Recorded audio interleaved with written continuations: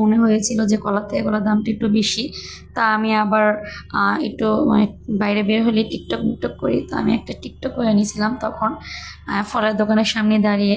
তারপর আবারও আমি ফলের দরদাম করতেছিলাম। তো লাস্টে আমি আর কলা নিলাম না, আমার আম্মু একটা ভালো দেখে আনারস নিল। তো আমি বললাম, আঙ্কেল মাথাটা ফালিয়ে দেন। উনি মাথাটা ফালিয়ে আমাদের প্যাক করে দিল। একটা আনারস নিয়ে নিলাম 60 টাকা দিয়ে। তারপরে আমরা আবারও চলে গেলাম বেকারির দোকানে। বেকারির দোকানে যাব, কি নিয়ে যাব, আমি বিস্কিট দেখতেছিলাম। তো আমি 1 প্যাকেট বিস্কিট নিয়ে নিলাম, যেহেতু আমার ছোট 2টা ভাগিনা আছে। তো আমি মিররের সামনে দাঁড়িয়ে একটা ভিডিও করে নিলাম। তারপরে ভাবতেছিলাম আবার কি নিব। তো এখান থেকে নিয়ে নিয়েছিলাম একটা নুডলসের প্যাকেট, এবং নিয়েছিলাম একটা বিস্কিটের প্যাকেট, এবং একটা কেক নিয়েছিলাম। কেকটার দাম নিয়েছিল 80 টাকা।